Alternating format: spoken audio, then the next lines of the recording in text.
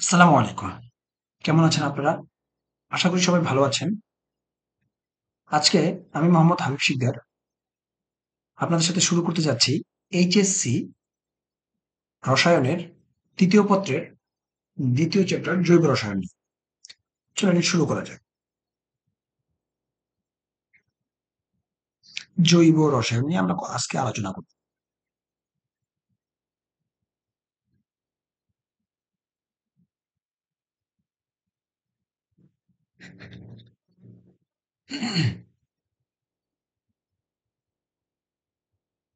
তো জৈব রসায়নের প্রথম আমরা টাইপ 1 নিয়ে আলোচনা করব। এখানে আমরা টাইপ 1 টাইপ 1 এ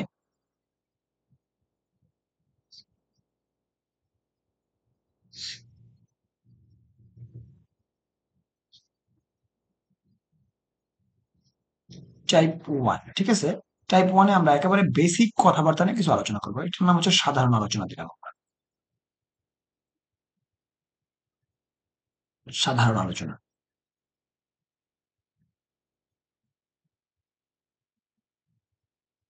এখানে মেইনলি আমরা ৪ টা টপিক নিয়ে আমরা কথাবার্তা বলবো। দেখেন ১ নম্বরে আমরা কথা বলব জৈব যৌগের পরিচয় নিয়ে।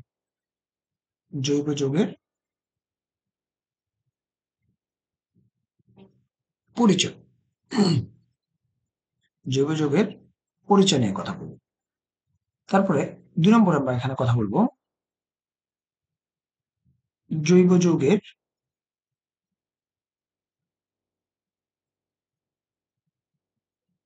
ইতিহাস নিয়ে।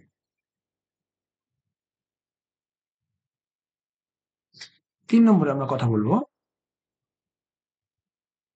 জৈব এবং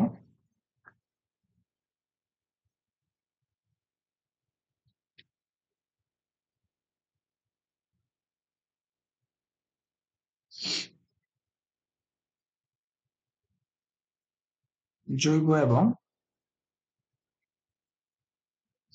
অজৈব যৌগের মাঝে অজৈব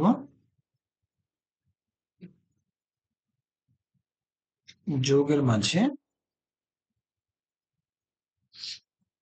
পার্থক্য। সর্বশেষ জৈব যৌগের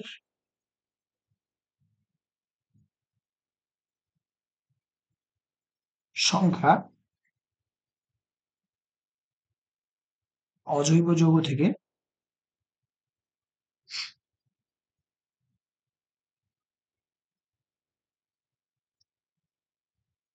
বেশি হওয়ার কারণ।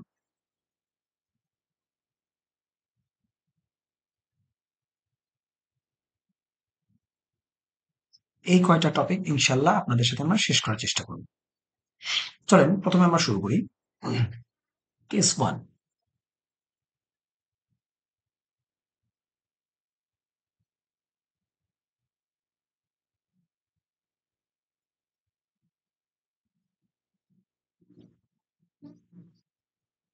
কেস 1 এখানে আমরা আলোচনা করব হলো জৈব যৌগের পরিচয় নিয়ে। জৈব যৌগের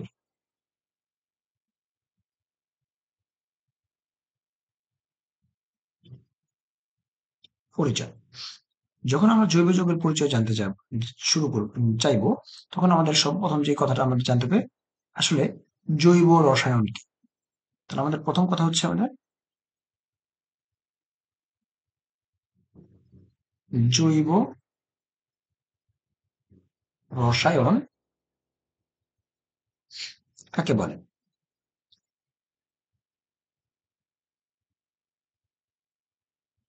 তো চলেন জানার চেষ্টা করি। রসায়নের যে শাখায়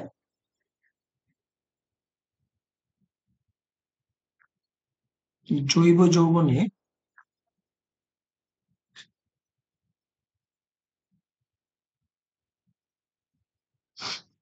আলোচনা করা হয়,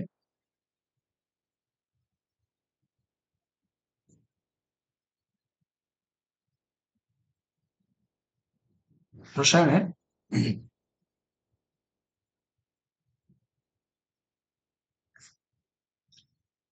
সে শাখাকে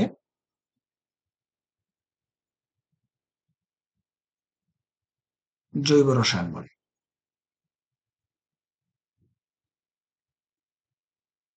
বোঝা গেল? মানে এক কথা হচ্ছে জৈব রসায়ন নিয়ে যেই শাখা বা যেখানে আলোচনা করবে তাকে বলা হবে জৈব রসায়ন। ওকে, এখন আমরা তাহলে জানার চেষ্টা করবো তাহলে জৈব যৌগ জিনিসটা আসলে। চলেন পরের পৃষ্ঠায় শুরু করি, হ্যাঁ? কারণ জৈব রসায়ন এটা নিয়ে আমাদের বেশ কথাবার্তা বলতে হবে। হুম,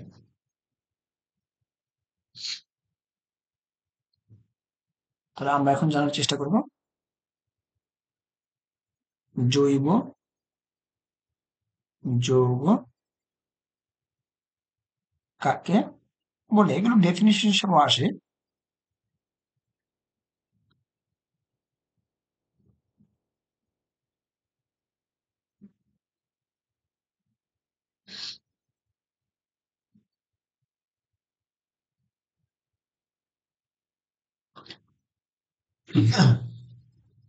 আমরা চেষ্টা করি যে কার্বন এবং হাইড্রোজেন,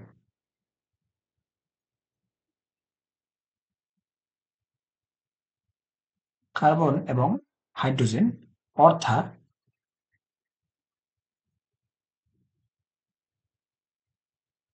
হাইড্রো কার্বন। হাইড্রোকার্বন মানে কি? কার্বন এবং হাইড্রোজেন একসাথে বলা হবে হাইড্রোকার্বন। হাইড্রোকার্বন দ্বারা গঠিত যৌগ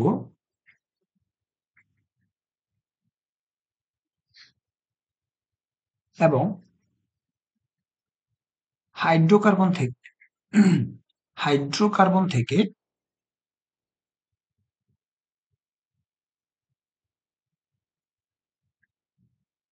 উদ্ভূত যৌগকে জৈব যৌগ বলে। তাহলে দেখেন আমরা দুটো জিনিস পেলাম, একটা হচ্ছে কার্বন এবং হাইড্রোজেন অর্থাৎ হাইড্রোকার্বন দ্বারা গঠিত, এবং আরেকটা পেলাম হাইড্রোকার্বন থেকে উদ্ভূত জাতক, উদ্ভূত যৌগকে বা জাতকে। এখানে আমরা একটা জিনিস লিখতে পারি উদ্ভূত যৌগ বা, আচ্ছা এখানে একটু মুছে লিখে দিই আপনাদের, উদ্ভূত যৌগকে বা জাতকে জৈব যৌগ বলে।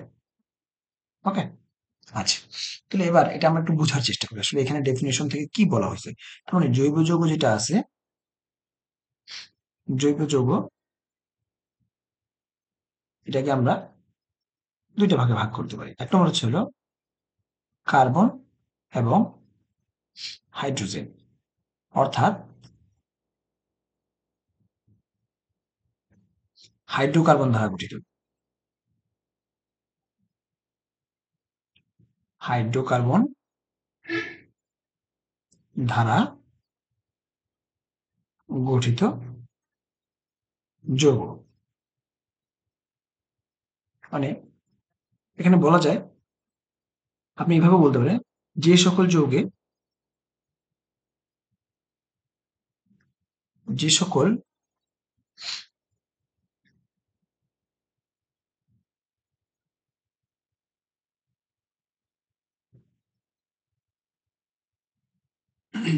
যে সকল যৌগে কার্বন এবং হাইড্রোজেন বাদে অন্য বা ভিন্ন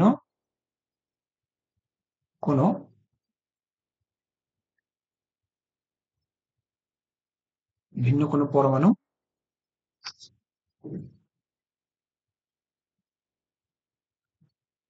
থাকবে না। বুঝতে পারছি? তো চলো একটু এক্সাম্পল দিয়ে দেখি আমরা। যেমন মিথেন, খেয়াল করেন মিথেনের ভিতরে আমাদের কি আছে? CH4, একটা কার্বন এবং 4টা হাইড্রোজেন। ইথেন, এটার ভিতরে কি থাকবে? C2H6। ওকে, তারপরে প্রোপেন, এটার ভিতরে কি থাকবে? C3H8 অ্যাটসেক্ট। ওকে, মানে এক কথায় যে সকল জৈব যৌগের মাঝে কার্বন এবং হাইড্রোজেন বাদে অন্য কোনো পরমাণু বিদ্যমান থাকবে না তাদেরকে বলা হবে এক কথায় হাইড্রোকার্বন। ওকে, এখন আরেকটা আমরা পেয়েছি কি, দেখেন হাইড্রোকার্বন থেকে হাইড্রোকার্বন থেকে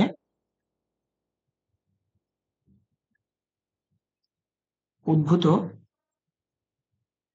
জাতক।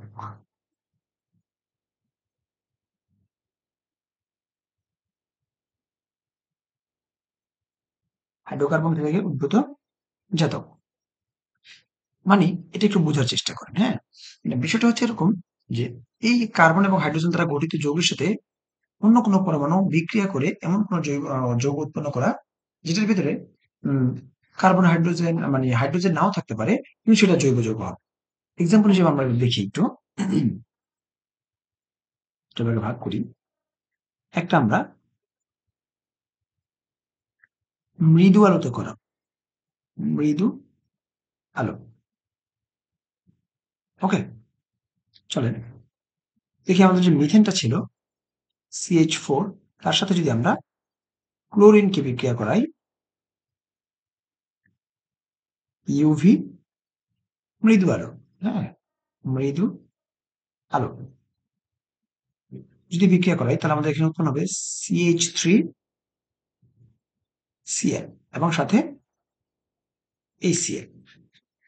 তারপর আবার এই CH3Cl কে পুনরায় ক্লোরিনের সাথে যদি বিক্রিয়া করাই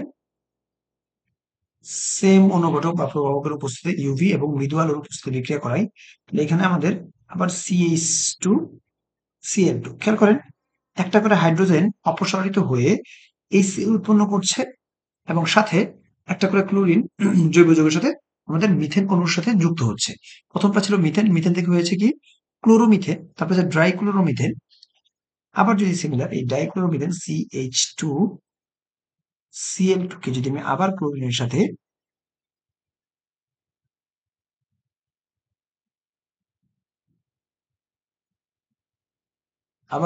সাথে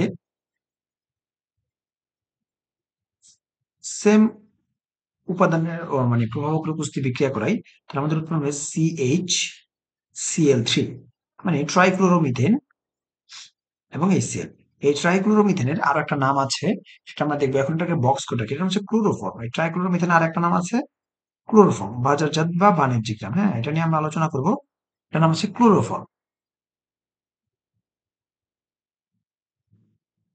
ক্লোরোফর্ম। ওকে, তারপর দেখেন এই ক্লোরোফর্ম এই CH Cl3 একে যদি আবার ক্লোরিনের সাথে বিক্রিয়া করানো হয় সেম প্রভাবকের উপস্থিতিতে তাহলে সে CCl4 এবং HCl তৈরি করছে। এইটার এই যে দেখেন CCl4 এটারও একটা বাণিজ্যিক নাম আছে, সেটার নাম হচ্ছে পাইরিন। হ্যাঁ, এটার নাম হচ্ছে আমাদের পাইরিন। ওকে, খেয়াল করেন যতক্ষণ পর্যন্ত এই রিয়েকশন গুলোতে যতক্ষণ পর্যন্ত এই রিয়েকশন গুলোতে কি ছিল আমাদের এইচ ছিল ততক্ষণ পর্যন্ত বিক্রিয়াগুলো চলতেছিল। তার মানে এটা একটা চেইন রিয়েকশন।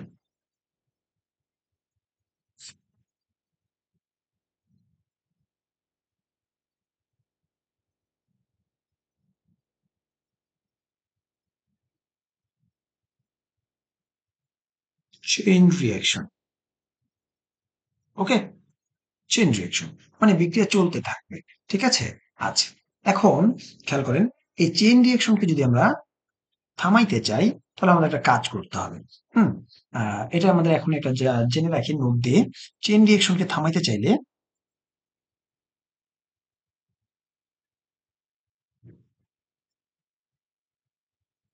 চেইন বিক্রিয়াকে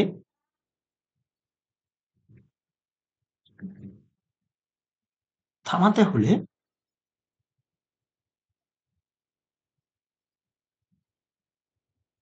প্রভাবক হিসাবে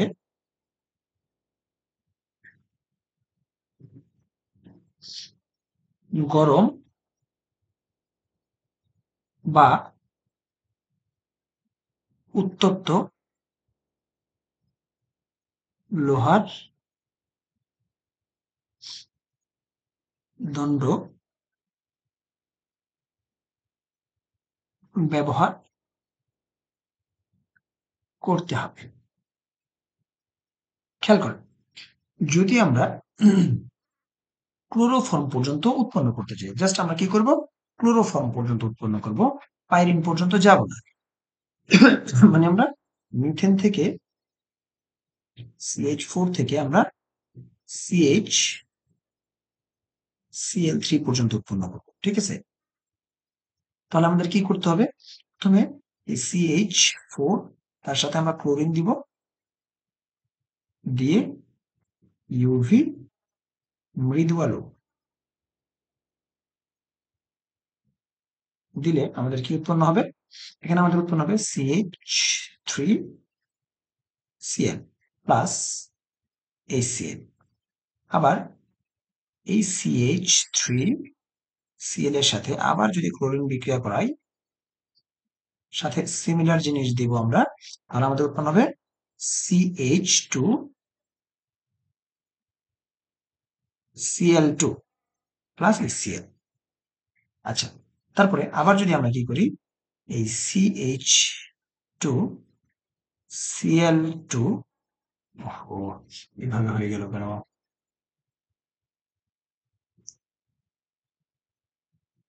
দেখেন CH2 আর Cl2 তার সাথে আবার ক্লোরিনের বিক্রিয়া করাই, এবং আগের মতনই ইউভি থাকবে এবং মৃদু আলো থাকবে। সাথে আমরা কি করব, উত্তপ্ত আয়রন দিব, আয়রন, উত্তপ্ত আয়রনকে আমি Fe দিয়ে দিলাম।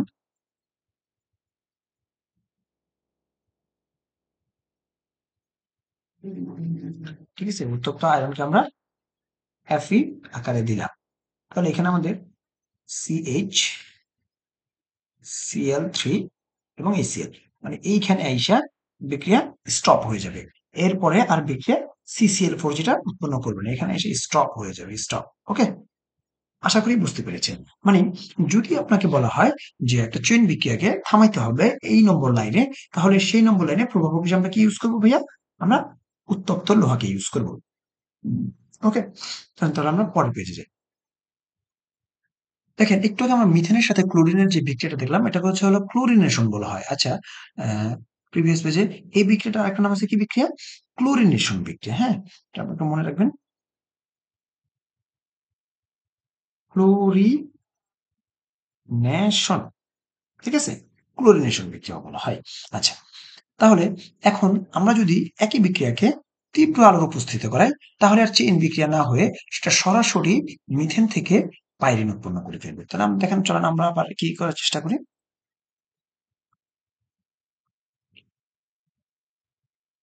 তীব্র আলো, তীব্র আলোর উপস্থিতিতে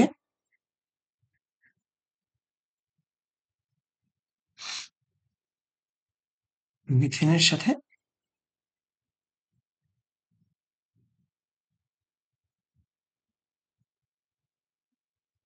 ক্লোরিনের বিক্রিয়া,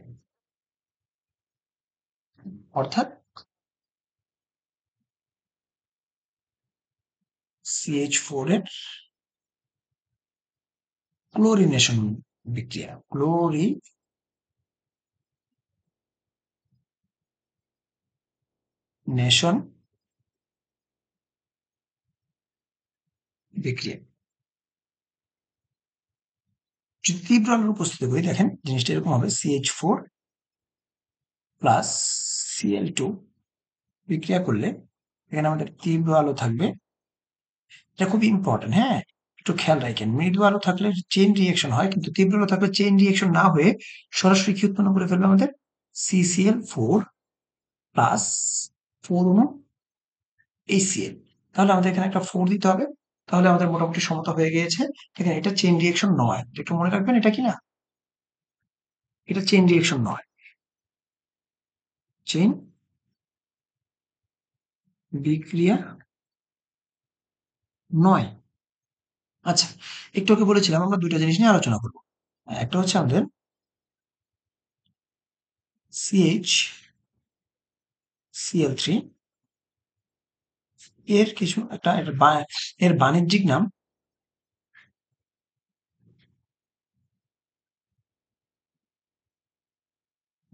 নাম হচ্ছে ক্লোরোফর্ম। ক্লোরোফর্ম আইউপেক নাম আমরা বলতে পারি ট্রাইক্লোরো মিথেন। ওকে, তারপরে এটা জৈব দ্রাবক হিসেবে ব্যবহার হয়। জৈব দ্রাবক হিসেবে ব্যবহার হয়।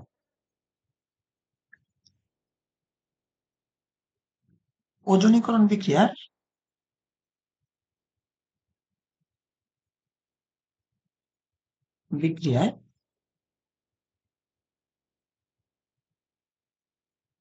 প্রভাবক হিসাবে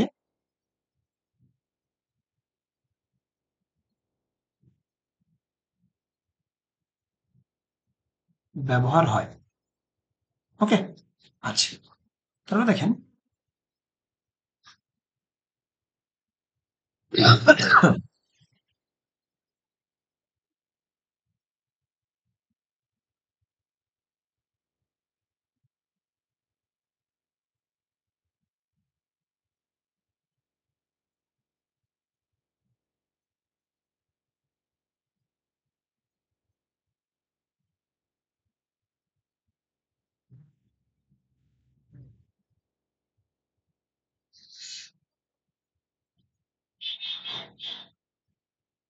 তারপরে দেখেন আমাদের আরেকটা ছিল এরকম CCl4।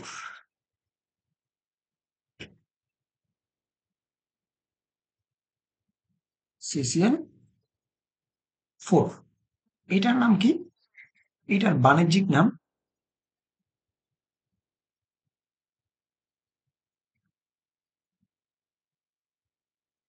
পাইরিন।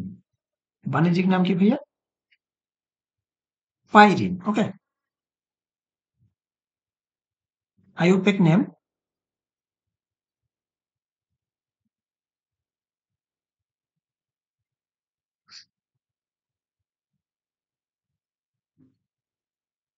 আইউপেক নাম আমরা বলতে পারি ট্রাইক্লোরো, ট্রাই না, টেট্রাক্লোরো। এটা হচ্ছে 4টা কার্বন আছে দেখেন আমাদের। আগে একটা ট্রাই ছিল কিন্তু এটা হচ্ছে টেট্রাক্লোরো হবে আমাদের। এটা হচ্ছে তারপর আমাদের টেট্রাক্লোরো মিথেন, বা এটাকে আরেকটা বলতে পারি কার্বন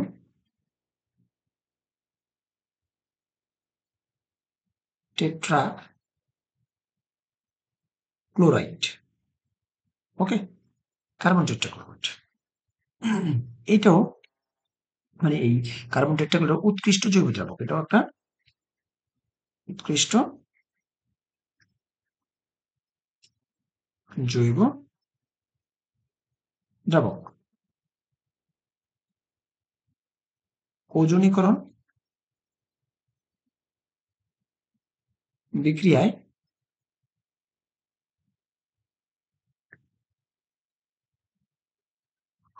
প্রভাবক হিসাবে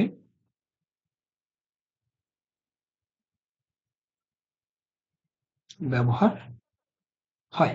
ওকে, দেখেন এগুলো একটু ইম্পর্টেন্ট কথা, তো এগুলো এমসিকিউ তো অনেক আসে, সেই জন্য আমি একটু লিখে দিলাম। আপনারা একটু ভালো করে পড়ে নেবেন আশা করি। চলুন আমরা এবার একটু আবার নতুন পেজে যাই। এখন আমরা দেখলাম জৈব যৌগ হওয়ার জন্য কার্বন লাগবে, হাইড্রোজেন লাগবে। তো ব্যতিক্রম কিছু জিনিস আছে, যারা আসলে হাইড্রোজেন না থাকলেও কিছু জৈব যৌগ হয়। তাহলে আমাদের এখন টপিকের নাম হচ্ছে হলো আমাদের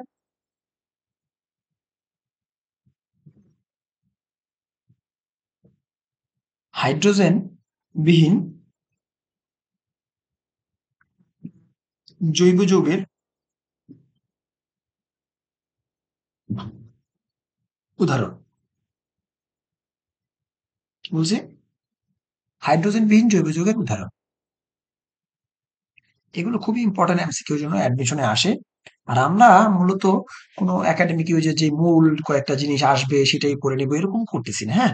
আমরা জৈব যৌগের A to Z করবো। আমাদের ভিডিওগুলো যারা ভালো করে মনোযোগ সহকারে দেখবেন, তারা আশা করি জৈব যৌগের কোনো জায়গায় আটকাবেন না। কি মেডিকেল, কি বুয়েট, কি ভার্সিটি অ্যাডমিশন, কোথাও না। অনেকেই আছে দেখবেন যে জাস্ট কি বলা যায়? একাডেমি থেকে যতটুকু আসবে ৩-৪ টা ক্লাস, ৫ টা ক্লাস দিয়ে, হ্যাঁ? জৈব যৌগের শেষ করে দিবে। এটা আমরা আসলে এইভাবে করব না। আমরা ধৈর্য সহকারে প্রতিটা টপিক ধরে, ধরে শেষ করব। তাহলে দেখেন, এটার এক্সাম্পল হিসেবে আমরা লিখতে পারি। একটু আগে আমরা শিখে আসছি। দেখেন প্রিভিয়াস পেজে যান। প্রিভিয়াস পেজে গেলে দেখবেন এই যে দেখেন পাইরিন আমরা একটা টার্ম শিখে আসছি, হ্যাঁ? তাহলে এটাকে আমরা সবার আগে লিখতে পারি CCl4। দেখেন, ওকে? CCl4 বা পাইরিন। তারপর আমরা লিখতে পারি দেখেন CO Cl2। খেয়াল করেন এখানে কিন্তু কোনো হাইড্রোজেন নেই। CaCl2। এটার নাম হচ্ছে ফসজিন গ্যাস। কি গ্যাস? Phosgene gas. এটা বিষাক্ত গ্যাসও বলা হয়। বিষাক্ত গ্যাস। ওকে? আচ্ছা। তারপর দেখেন আরেকটা আছে আমাদের CCl3NO2। এটার নাম হচ্ছে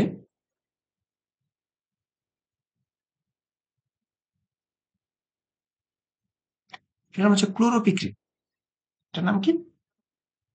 ক্লোরোপিক্রিন। তারপরে tear shell. Tear shell কাঁদুনে gas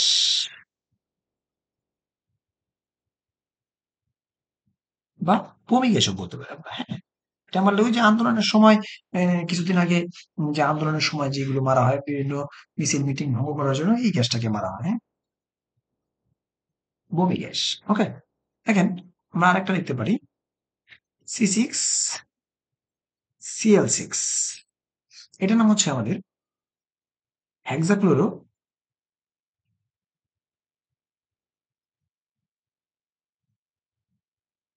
benzene. হেক্সাক্লোরো benzene, হ্যাঁ? এটার একটু স্ট্রাকচারটা যদি আঁকানো শিখতে চান, দুইভাবে আমি আঁকায় দেখি, কেকুল স্ট্রাকচার এবং জেনারেল স্ট্রাকচার।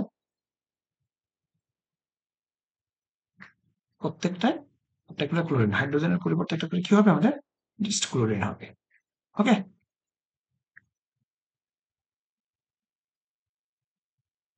আচ্ছা, ভাই এটাকে আমরা এইভাবে আঁকাতে পারি। দেখেন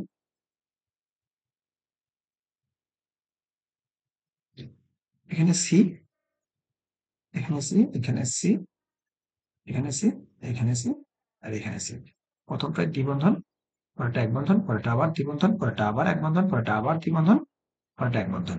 এবং প্রত্যেকটার সাথে একটা করে সিএল যুক্ত হবে। এখানে একটা করে আমাদের সিএল যুক্ত করে দিতে হবে। CL, CL, CL, CL. Okay? আচ্ছা। তারপরেরটা আমরা শিখবো হলো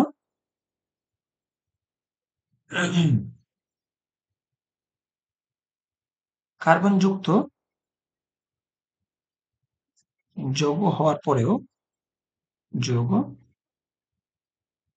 হওয়ার পরও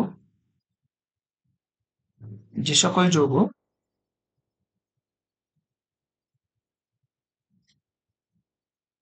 জৈব যৌগ নয়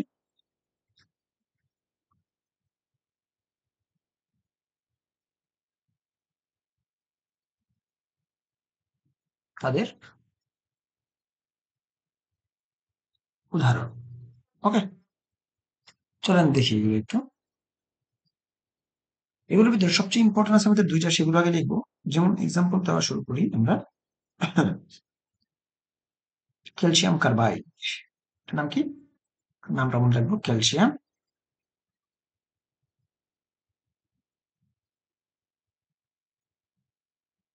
কার্বাইড। Calcium carbide. ওকে।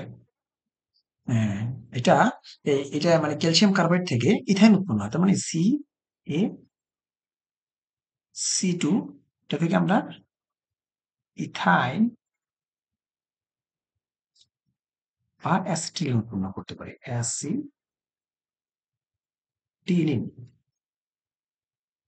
এইখান থেকে আমরা আবার বেনজিন উৎপন্ন করতে পারি।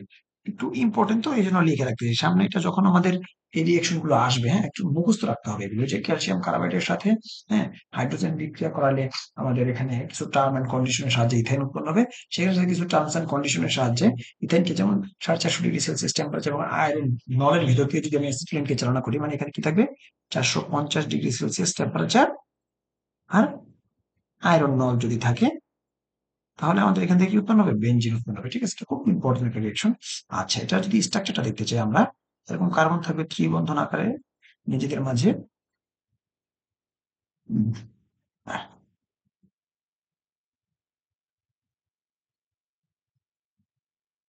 আর এখানে ক্যালসিয়াম থাকবে, স্ট্রাকচার। ঠিক আছে, একটু খুবই ইম্পর্টেন্ট, তো এই জন্য আমরা শিখলাম। তারপর দেখেন, কার্বন সালফাইড আছে, কার্বন সালফাইড। ওকে, কার্বন সালফাইড, এটার নাম কি? এখানে একটু আমরা বক্স করে দিই এটার জন্য।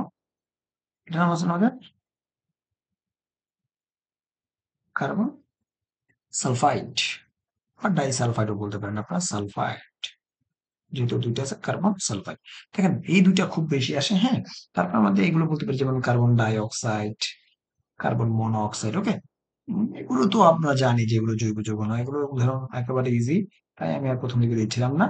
প্রথম দুইটাই খুব ইম্পর্টেন্ট, এবং এই দুইটা অ্যাডমিশনে, একাডেমিতে সব জায়গায় মিলেমিশে আসে, অ্যাটসেট্রা আমরা বলতে পারি। ওকে, দেখেন, তো এখানে দেখলাম আমরা হাইড্রোজেন বিহীন জৈব যৌগ হইতে পারে, এবং কার্বন যুক্ত থাকার পরেও তারা জৈব যৌগ না হয়। এবং এখানে প্রত্যেকটা, মানে এটা বাদ দিয়ে, কার্বন মনোঅক্সাইড বাদ দিয়ে, প্রত্যেকের হাতই, কার্বনের হাতই চারটা। যদি এটার স্ট্রাকচার দেখতে চান, দেখেন এখানে আমরা এইভাবে আগাইতে পারতাম,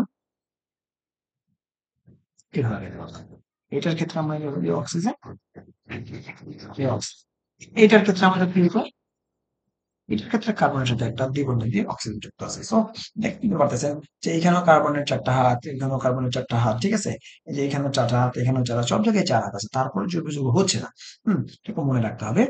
নেক্সট পেজে যাই। এখন আমরা জানবো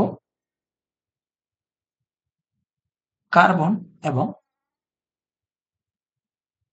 হাইড্রোজেন উভয় পরমাণু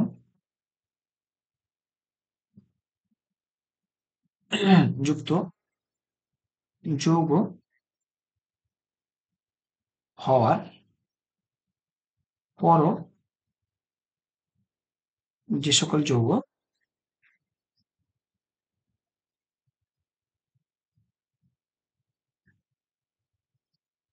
জৈব যৌগ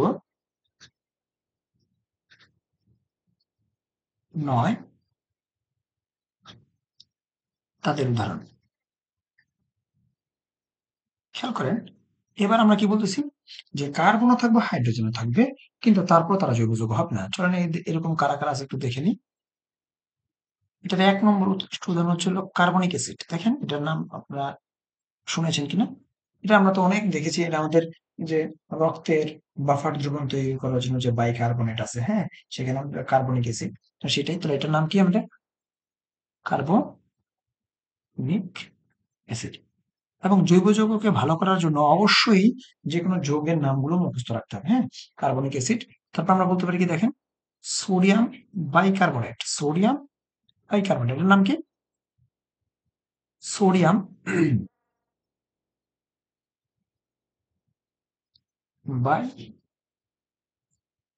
বাইকার্বনেট, সোডিয়াম বাইকার্বনেট।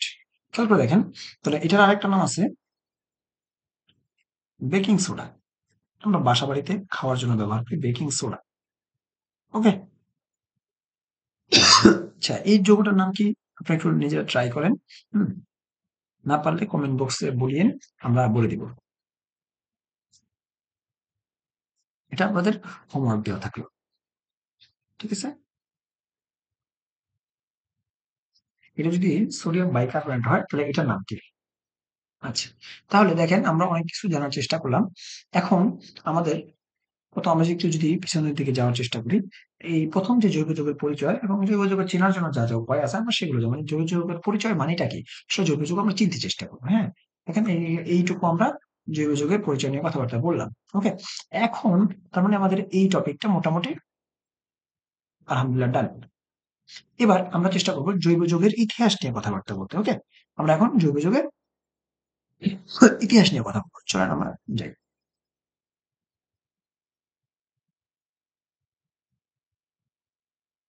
হুম? তো এখন আমরা জৈব যৌগের ইতিহাস নিয়ে কথা বলব। তো কেস 2, এখানে আমরা জানার চেষ্টা করব জৈব যৌগের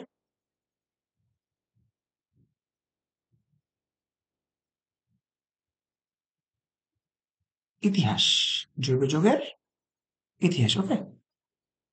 দেখেন,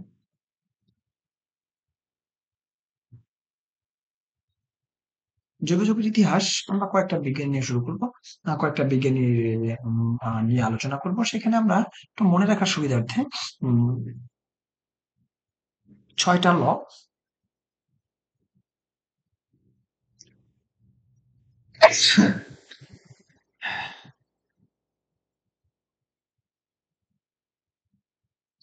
৬টা ল এবং একটা ক নিয়ে আলোচনা করব। ওকে?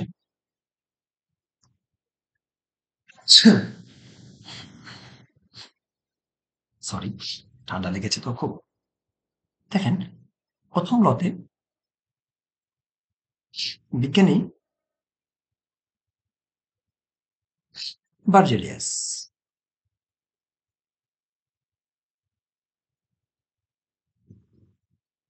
১ম লতে কে আছে আমাদের? বিজ্ঞানী বার্জেলিয়াস।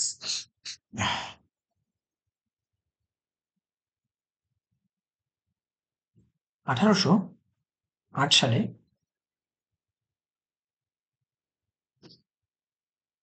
তিনি বলেন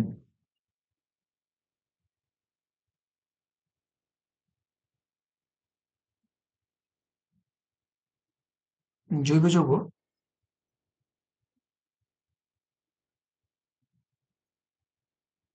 ল্যাবে উৎপন্ন করা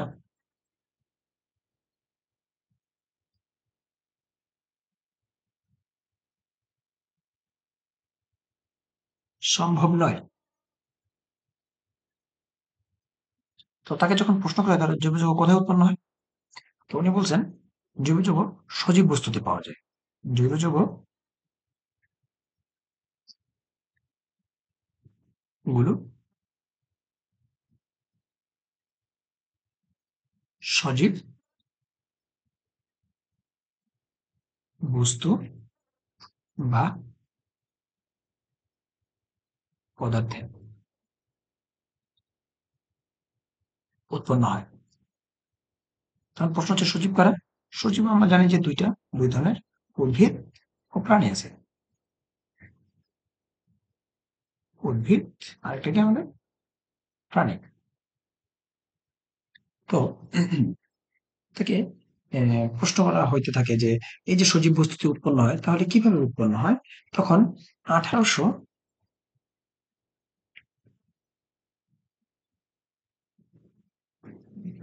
1815 সালে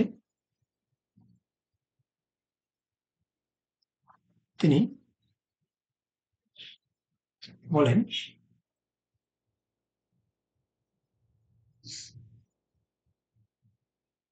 সজীব বস্তুতে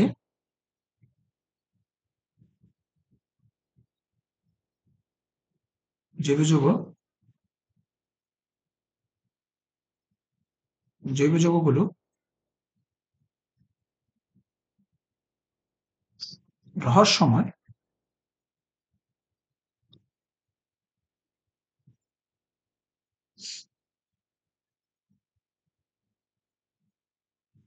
রহস্যময়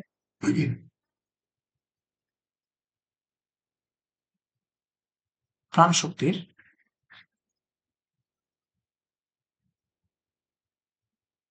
কারণে উৎপন্ন হয় এবং এটিকে উনি ভাইটাল ফোর্স থিওরি বা প্রাণ শক্তি মতবাদ হিসেবে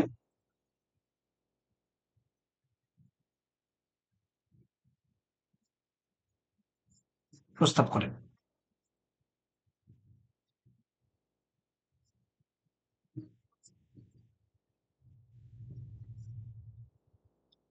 এখানে অনেকগুলো জিনিস ইম্পর্টেন্ট, এগুলো এমসিকিউতে আসে যে কত সালে জৈব যৌগ উৎপন্ন ল্যাবে করা সম্ভব নয় এবং কে বলেছেন ল্যাবে উৎপন্ন করা সম্ভব নয় জৈব যৌগ, এবং সজীব বস্তুতে উৎপন্ন হয় জৈব যৌগ, যেটা কে বলেছে, বা সজীব বস্তু যে উৎপন্ন হয় সেটা কোন মতবাদ অনুসারে, ভাইটাল ফোর্স থিওরি কে দিয়েছেন, বার্জেলিয়াস কত সালে, 1815 সালে। হ্যাঁ, একটু পড়তে হবে আমাদের, ঠিক আছে। তারপরে চলুন আমরা নেক্সট পেজে যাই। পরের লতে বিজ্ঞানী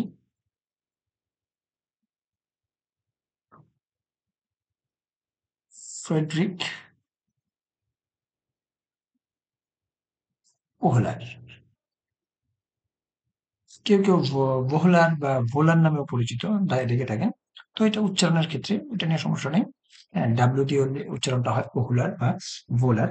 তো ওনাকে আবার জৈব যৌগের জনকও বলা হয়, নাকি কি বলা হয়, জৈব যৌগের জনক।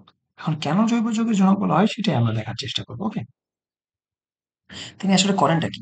তিনি আসলে 1828 সালে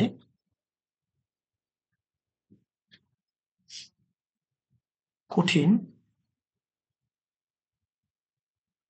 অ্যামোনিয়াম সায়ানেট অ্যামোনিয়াম সায়ানেট বানানোর কঠিন অ্যামোনিয়াম সায়ানেট বানানোর উদ্দেশ্যে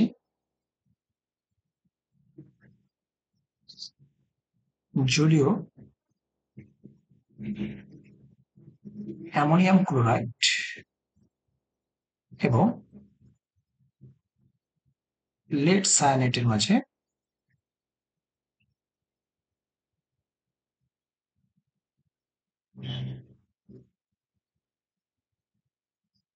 প্রক্রিয়া করেন।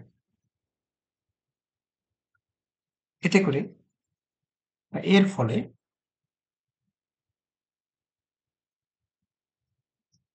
জলীয়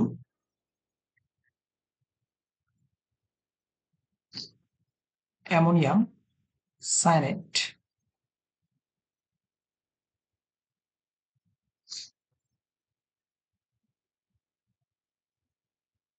এবং কঠিন লেড ক্লোরাইড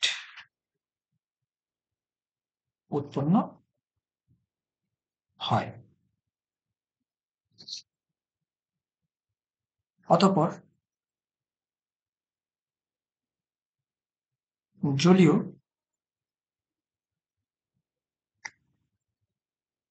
অ্যামোনিয়াম সায়ানেটকে কঠিন অ্যামোনিয়াম সায়ানেট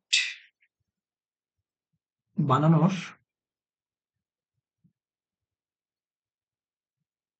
উদ্দেশ্যে তাপ প্রদান করলে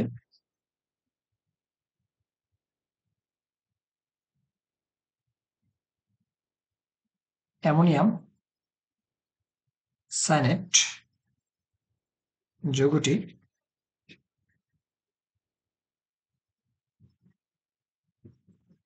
পুনর্বিন্যাসিত হয়ে ইউরিয়া উৎপন্ন করে,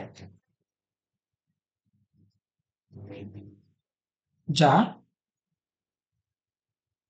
ল্যাবে উৎপন্ন প্রথম জৈব যৌগ। আর এর ফলেই এই যে ল্যাবে উৎপন্ন প্রথম জৈব যৌগ, যার ফলেই তাকে জৈব যৌগের জনক বলা হয়। ঠিক আছে? আচ্ছা, এটা অ্যাডমিশনেও অনেকবার কোশ্চেন আসছে রিটেনে, হ্যাঁ, ঢাবি অ্যাডমিশন রিটেন বা রিটেন যেখানে আছে সেখানে কোশ্চেনটা আসে যে ল্যাবে উৎপন্ন প্রথম জৈব যৌগের বিক্রিয়াটি লেখো। তো প্রশ্নটা কি আসে ভাইয়া? দেখেন, প্রশ্নটা লিখে রাখেন। এটা খুবই ইম্পর্টেন্ট একটা বিক্রিয়া এবং এটা শিখতে হবে। কি? ল্যাবে উৎপন্ন প্রথম জৈব যৌগটির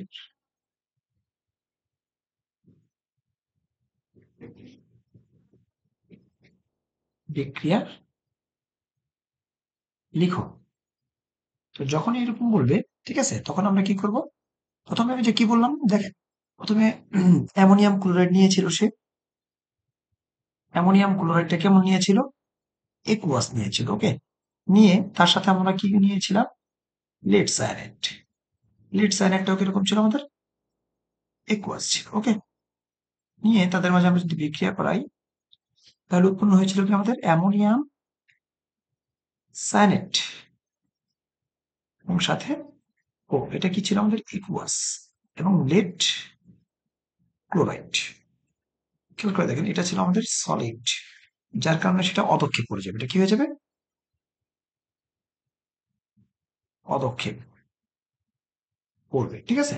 আচ্ছা, তো আমাদের তো উদ্দেশ্য কি ছিল? এই যে এই যৌগটাকে বা এই লোকটাকে আমাদের সলিড বানানো। তো তার উদ্দেশ্যে সে যে, ও আচ্ছা, এটাকে একটু আমরা সমতা করে নিই। দেখেন, এখানে আমাদের ক্লোরিন দুইটা আছে, তার মানে এখানে দুই দিয়ে দিতে পারি। আর এখানে দুই দিলাম, মানে এখানে দুই দিয়ে দিলাম। ঠিক আছে? সমতা করে দিই। সমতা শেখাটা ইম্পর্টেন্ট। আপনারা যেহেতু এটা একটা অনেক পপুলার একটা রিয়েকশন, এটা সমতা শিখে রাখবেন। হুম, সমতা না শিখলে যে বেশি একটা সমস্যা তা না, কিন্তু অনেক টিচার সমতা চায়। আর শুধু যেহেতু এটা পপুলার রিয়েকশন, তাই সমতাটা শিখে রাখাটাই ভালো। আচ্ছা দেখেন, তারপর আমরা অ্যামোনিয়াম সায়ানাইডকে, এই একুয়াস অ্যামোনিয়াম সায়ানাইডকে আমরা কি করার উদ্দেশ্যে? কঠিন করার উদ্দেশ্যে তাপ প্রদান করবে। ঠিক আছে? সেটা কি হয়? পুনর্বিন্যাসিত হয়। পুনর্বিন্যাসিত, পুনর্বিন্যাস, এটা আমার পুনর্বিন্যাসিত হয়ে গেছে।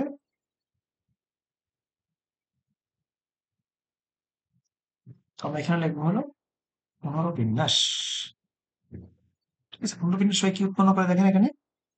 NH2 সি, এখানে আবার NH2। ঠিক আছে?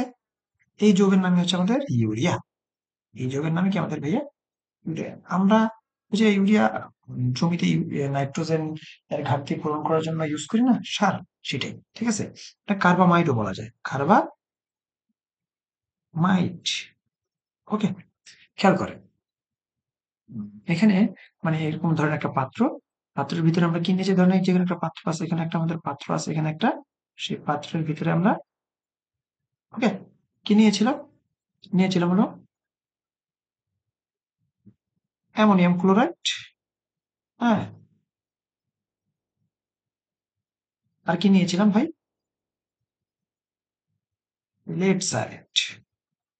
ওকে, তারপর বিক্রিয়া টিক্রিয়া হয়ে এখানে আমাদের কি ধরেন দানা দানা দানা দানা লেড করে, এই দানা দানা দানাগুলো আমাদের লেড ক্লোরাইড উৎপন্ন হয়েছে। বুঝতে পারছেন?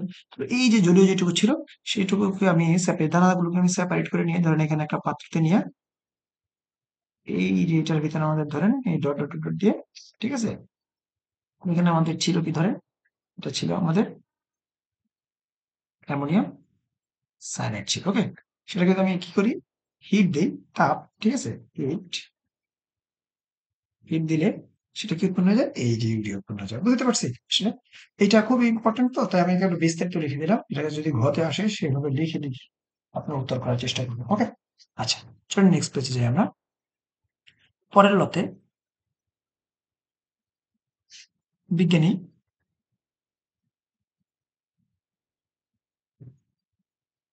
ল্যামেরি,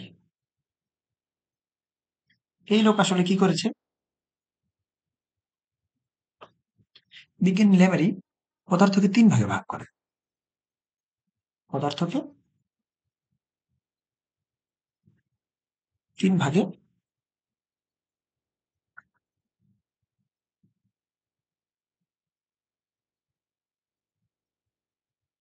ভাগে বিভক্ত করে। ওকে? ১ নম্বর হচ্ছে প্রাণিজ, উদ্ভিজ, আর ৩ হচ্ছে খনিজ। ওকে? আশা করি বুঝতে পারছেন। এর বেশি জানা লাগবে না আপনাদের। পরের লতে বিজ্ঞানী শিলে, বিজ্ঞানী শিলে এই লোক কি করেছেন? এই লোক ইন্টারেস্টিং একটা কাজ করেছে। বিভিন্ন ফল থেকে জৈব অ্যাসিড বা বিভিন্ন ফল থেকে ফলের ভেতরে কি ধরনের উপাদান আছে সেগুলো আবিষ্কার করেন। ফলে থাকা, ফলে এবং ফলে থাকা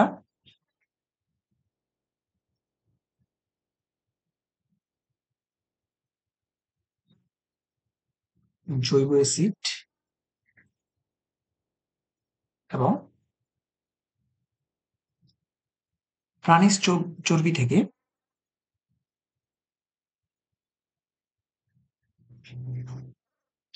গ্লিসারিন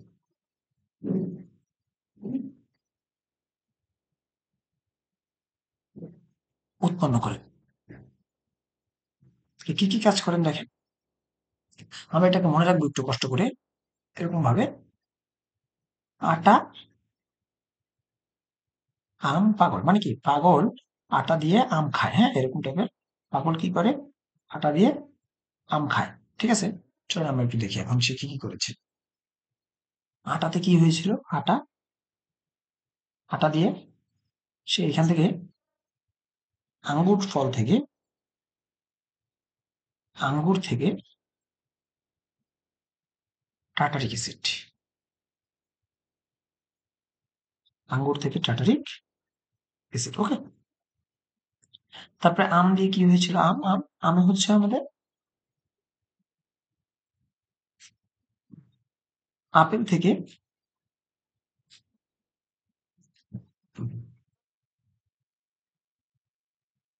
ম্যালিক অ্যাসিড। ওকে? আপেল থেকে ম্যালিক অ্যাসিড। তারপরে পাগল থেকে, পাগলে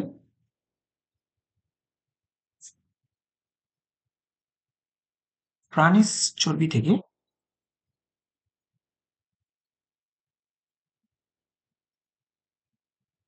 গ্লিসারিন উৎপাদন করে। ওকে? প্রাণীজ চর্বি থেকে গ্লিসারিন উৎপন্ন করে।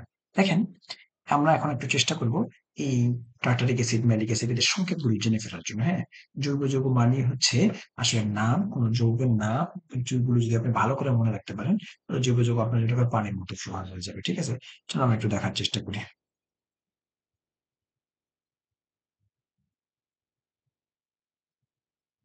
হুম, তাহলে প্রথমে আমরা দেখবো হলো কি টার্টারিক, টার্টারিক অ্যাসিড। ওকে? এটা দেখতে কেমন হবে? প্রথমে আমরা, আচ্ছা এটার এইভাবে না, একটু জায়গা কমায় নিই আমরা। ঠিক আছে? কারণ আমরা এখানে সবগুলো লেখার চেষ্টা করবো।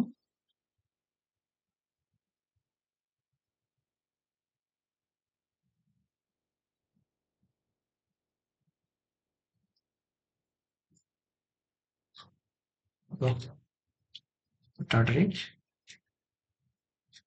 অ্যাসিড। দেখেন, আমরা শুদ্ধ সোজা ৪টা কার্বন দিব। দেখেন ৫১টা ৮০ থেকে ৪টা কার্বন দিব। ওকে?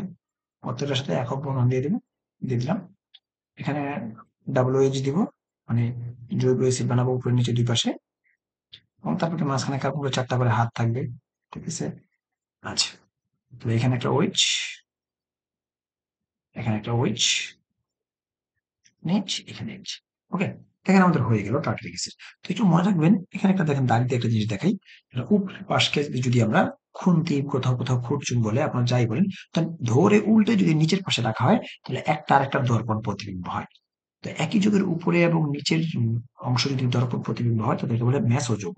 জাস্ট একটু মনে রাখেন, এটা একটা কি যৌগ আমাদের?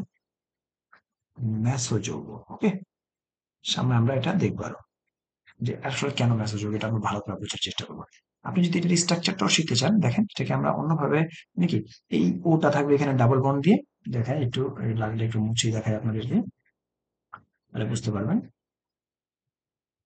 সুন্দর করে আগে দেখায়, খেয়াল করেন। আমি এখানে কি দিতে পারতাম, এইভাবে ও দিতে পারতাম, তারপর এখানে ও, এখানে এইচ। ওকে, সিমিলারলি এখানে দিয়ে ডাবল বন্ডে ও, এখানে ও, তারপরে এখানে আমরা এইচ দিতে পারতাম। ঠিক আছে? তারপরে দেখেন আমাদের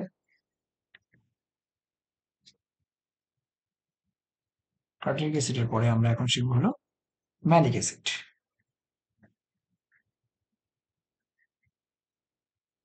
ম্যালিক অ্যাসিড, খেয়াল করেন। ম্যালিক অ্যাসিড, এটা প্রথমে দুইটা কার্বন আমরা এরকম পাশাপাশি দিব, তারপর মাঝে একটা দ্বিবন্ধন দিয়ে দিব, তারপর এরকম দুইটা হাত দুই পাশে ছড়াই দিব, দেখেন 4 হাত হয়েছে, উপরে COH। ওকে, এখানে আবার COH।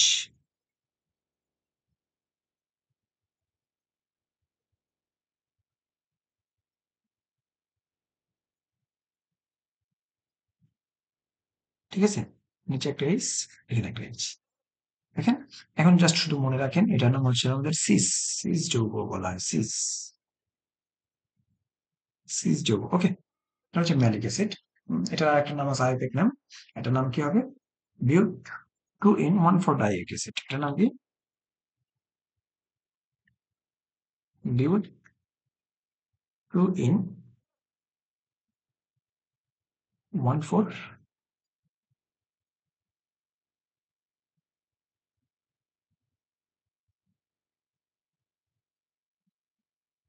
2 in 1,4 ডাইওয়িক acid. ওকে, দেখেন নামটা এক লাইনে লিখতে, তো আমরা যেহেতু এটা ভাগ করে লিখতেছি, তাই আমরা একটু নিচে লিখেছি, আপনারা আবার এটা করবেন না। হ্যাঁ, আচ্ছা, ম্যালিক অ্যাসিড যেহেতু শিখতে গিয়েছি, আমরা এখানে একটু কষ্ট করে আরেকটা জিনিস শিখে ফেলি, ফিউমারিক অ্যাসিড। আমরা কি শিখবো এখন? এখানে আমরা একটু জিনিস শিখে ফেলি, ফিউমারিক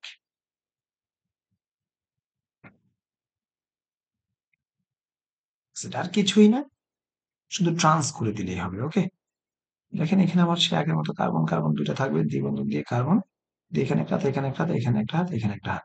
তো এখানে যদি COH দিই, এবার যা শুধু নিচে দিব COH। ওকে, এখানে এইচ, এখানে এইচ, এটার নাম হবে ট্রান্স। মনে রাখেন, মানে কি, দ্বিবন্ধনের একই পাশে ভিন্ন পাশে যদি কার্যকারীমূলক একই কার্যকারীমূলক থাকে, তাকে বলা হয় ট্রান্স। আর দ্বিবন্ধনের একই পাশে যদি একই কার্যকারীমূলক থাকে, তাকে বলা হয় সিস। আবার বলতেছি, দ্বিবন্ধনের, এই যে দেখেন, এই যে দ্বিবন্ধনের একই পাশে একই কার্যকারীমূলক থাকে, তাকে বলা হয় সিস। আর দ্বিবন্ধনের ভিন্ন পাশে যদি একই কার্যকারীমূলক থাকে, তাকে বলা হয় ট্রান্স। ঠিক আছে? আমরা এটা সামনে সিস ট্রান্স নিয়ে অনেক আমাদের কথাবার্তা হবে, এখন আমরা আরো ভালো করে শেখার চেষ্টা করব। দেখেন, এখন আমাদের গ্লিসারিন, এখন আমরা শিখবো কি? গ্লিসারিন, খেয়াল করেন, গ্লিসারিন। গ্লিসারিন কিছুই না, 3টা কার্বন দিব সোজা সোজা।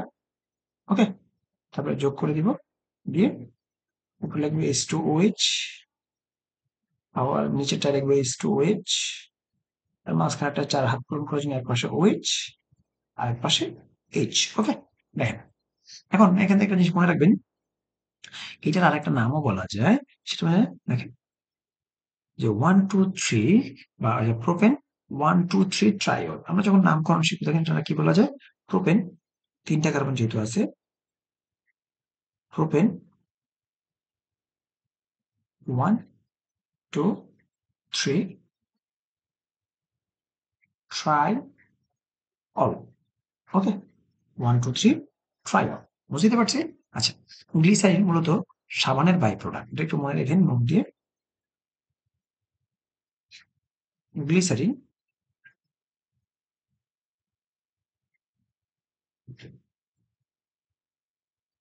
সাবান ইন্ডাস্ট্রির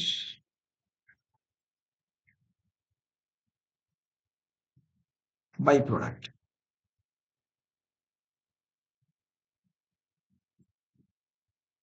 ঠিক আছে? তো সাবানের সংকেতটা একটু মনে রাখার চেষ্টা করি। সাবানের সংকেত আমরা 19 এ শিখছি। সাবানের সংকেত খেয়াল করেন, সাবানের সংকেতটা কি হবে ভাই আমাদের? মনে আছে না? C17 H35 COO Na। ওকে, এখানে আমরা বিজ্ঞানের সিঁড়ি দিয়ে বহুত কিছু শিখে ফেললাম। ঠিক আছে, এগুলো পড়বেন, এগুলো খুবই ইম্পর্টেন্ট, এগুলো আপনাদের আসবে। তো জানি আপনাদের কাছে একটু বেশ লেন্দি মনে হচ্ছে, কারণ মনে হতেই পারে যে ভাই এত কিছু কেন পড়াচ্ছেন, হ্যাঁ? কিন্তু দেখেন, আমাদের এগুলো খুবই ইম্পর্টেন্ট। বুঝতে পারছেন ভাই? দেখি।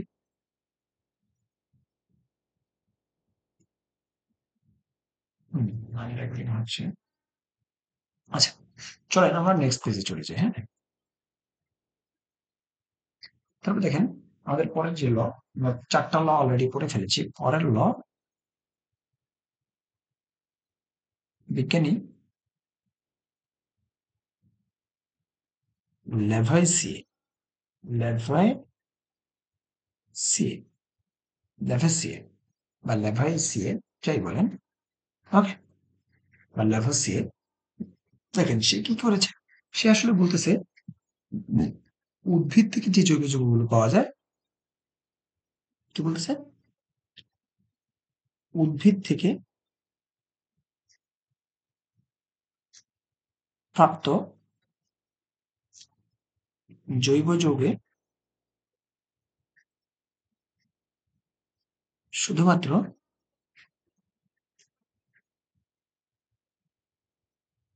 কার্বন, হাইড্রোজেন এবং অক্সিজেন পরমাণু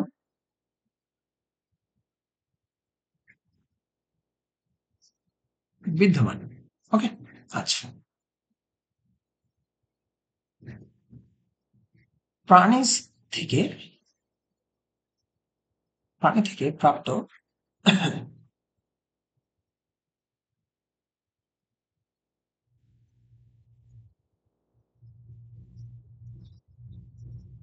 প্রাণী থেকে প্রাপ্ত জৈব যৌগে কার্বন, হাইড্রোজেন, অক্সিজেন পরমাণুর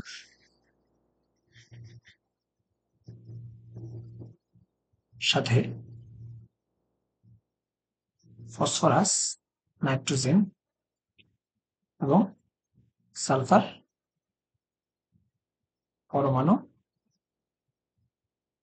থাকে। ঠিক আছে, এই ছিল তার কথাবার্তা। পরের লতে বিজ্ঞানী রাউলি, ওকে, বিজ্ঞানী রাউলি, এই লোকটা কি করেন? 1757 সালে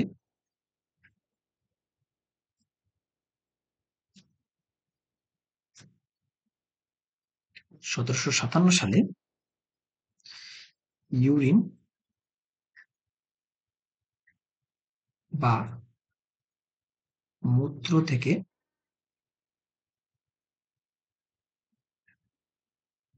এটা মেডিকেলের জন্য না খুবই ইম্পর্টেন্ট, একটু মনে রাখেন, একটু ম্যাটে আসে অনেকবার, এসেছে এবং আসবেও।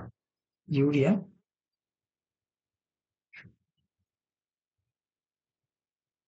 নিষ্কাশন করেন। ওকে, আচ্ছা, তোমাদের ল মোটামুটি শেষ। এবার আমাদের ক নিয়ে করতে হবে। কতে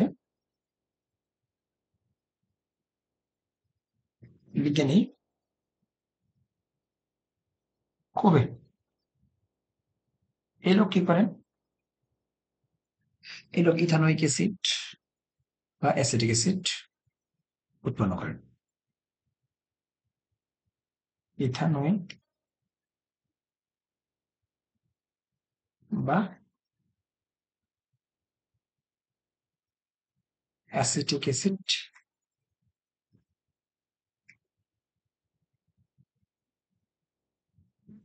উৎপন্ন করে।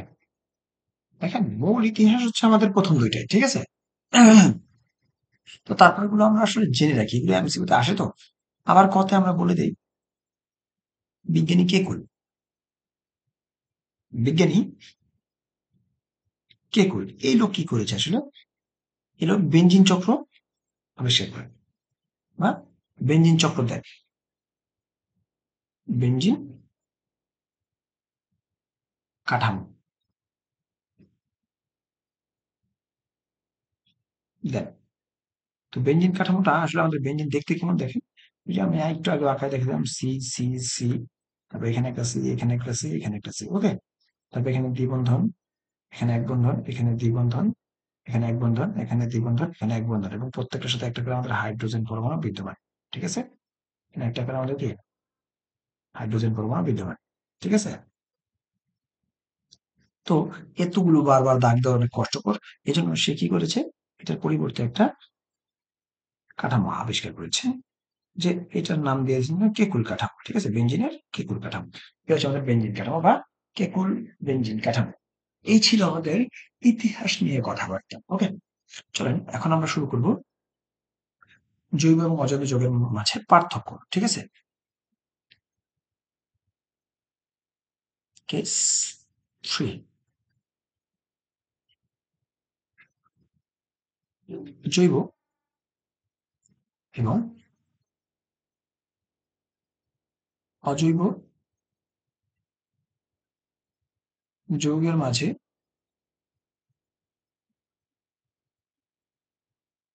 পার্থক্য।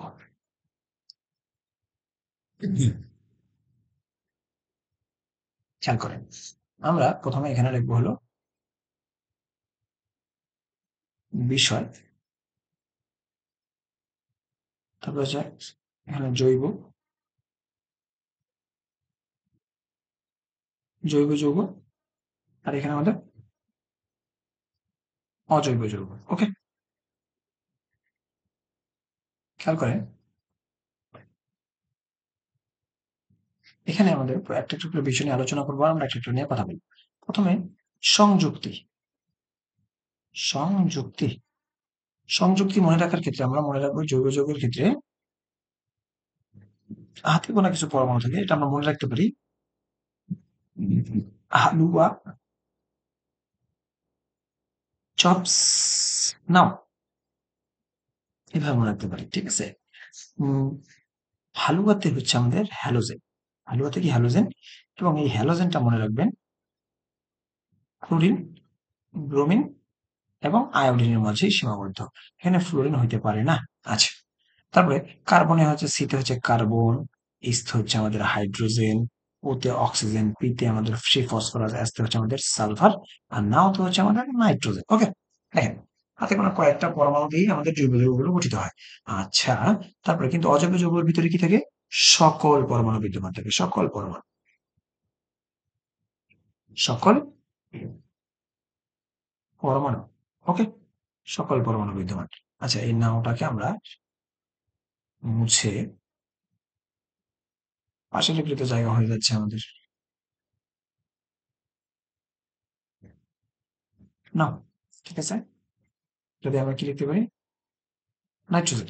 আচ্ছা, খেয়াল করেন, তারপরে বতে হচ্ছে আমাদের, এখানে আমরা পড়বো বন্ধন শক্তি, বন্ধন প্রকৃতি, ওকে, বন্ধন প্রকৃতি।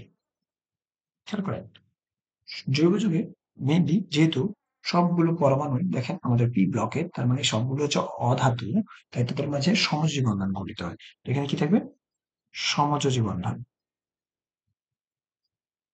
আর এখানে কি? সকল বন্ধন থাকতে পারে,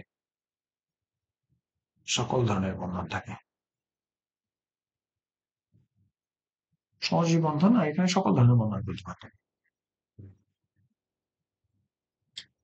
গলনাঙ্ক ও স্ফুটনাঙ্ক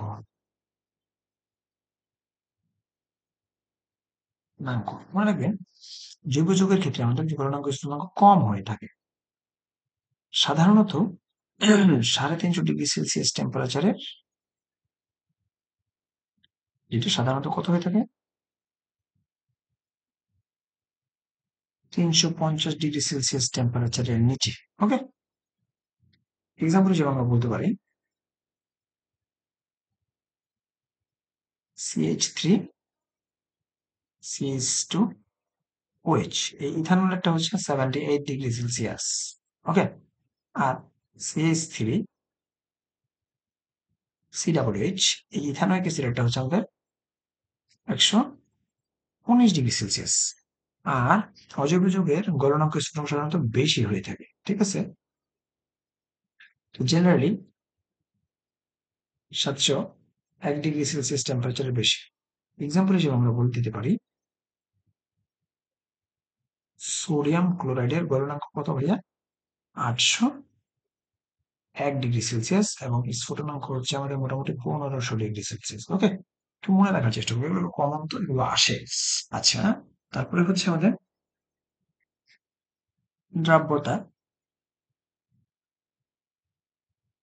খেয়াল করেন, দ্রাব্যতা, জৈব যৌগগুলো সাধারণত জৈব দ্রাবকের দ্রব্য, তো এরা কি হবে,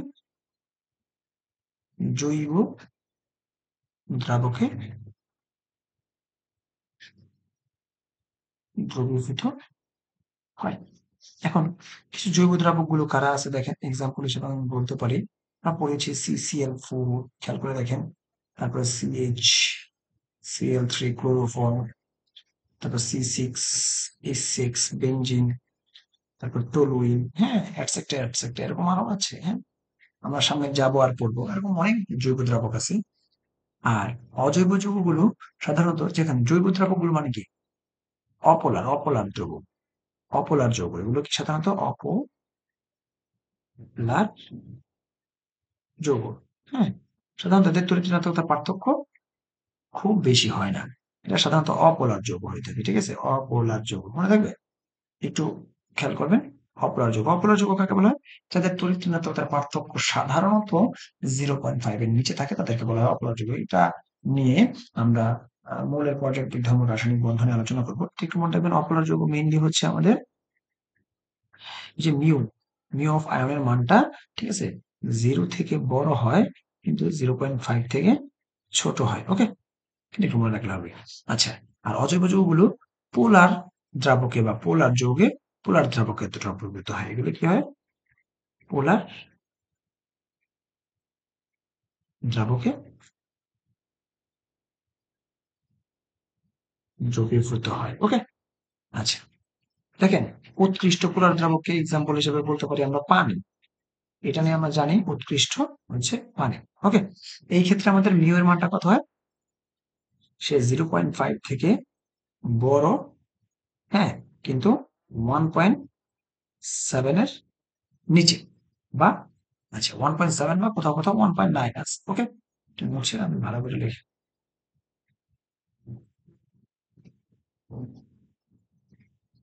কোথাও কোথাও 1.7 বা 1.9 দেওয়া আছে।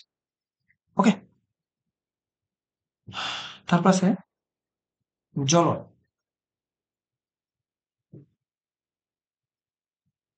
জ্বলন বা দহন, খেয়াল করে দেখেন, এই জ্বলন বা দহনে জৈব যৌগকে যদি অক্সিজেন দ্বারা দহন করা হয় বা জ্বালানো হয়, তাহলে তার অবশেষ থাকে না। অবশেষ মনে রাখবেন, অবশেষ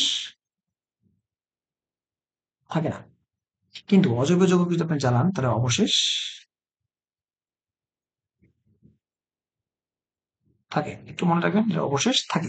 দেখবেন, কোনো কিছু যদি লবণ টবণ আপনি পুড়ে ফেলেন, হ্যাঁ, তারপরে কয়লা হয়ে যায়, হ্যাঁ, কালো হয়ে যায়, তার মানে অবশেষ থাকে।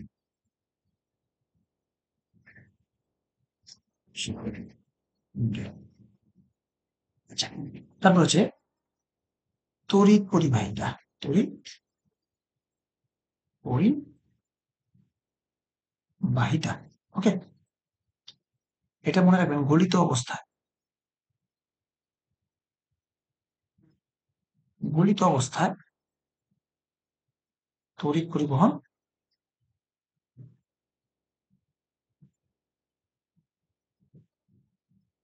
করে না। আর এটা কি করে? গলিত অবস্থায়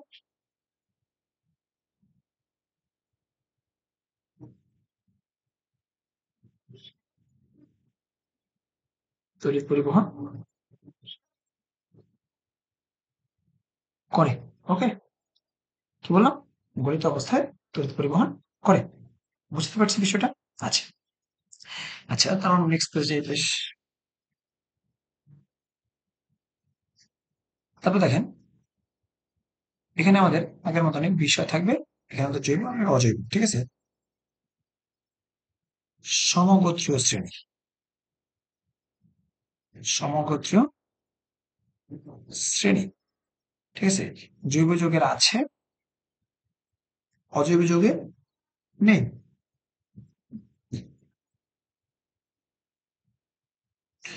যৌগের সংখ্যা,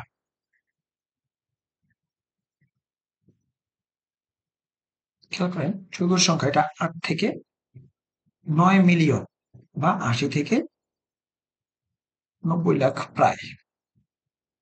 ওকে, আর যেখানে অজৈব যৌগের সংখ্যা মাত্র 1 লাখ, ঠিক আছে? প্রায়। দেখেন কত বেশি, তাই না? জৈব যৌগ সব ধরনের পরমাণু দিয়ে গঠিত হলেও অনেক কম পরিমাণ কি হয়, অজৈব যৌগের সংখ্যা। also to say, জৈব যৌগ কিছু গুটি কয়েক পরমাণু দ্বারা গঠিত হলে এর সংখ্যা অনেক বেশি। তো অজৈব যৌগ সকল পরমাণু দ্বারা গঠিত হইলেও তার কি সংখ্যা একেবারেই নাই বললেই চলে তার তুলনায়। হ্যাঁ, দেখেন। আচ্ছা, কত দেখেন তো, ১ লাখ আর কোথায়, হ্যাঁ, ৮০ লাখ, প্রায় ৮০ থেকে ৯০ গুণ বেশি, তাই না? আচ্ছা, তারপর হচ্ছে আমাদের বিক্রিয়ার অবস্থা ও গতিবেগ। দেখেন, এখানে আমরা দুইটা জিনিস জানার চেষ্টা করব। বিক্রিয়ার অবস্থা খুবই জৈব যৌগের হচ্ছে জটিল, জটিল হয়ে থাকে। হ্যাঁ, জটিল লিখে ফেলতেছি, জটিল হয়ে থাকে। হ্যাঁ,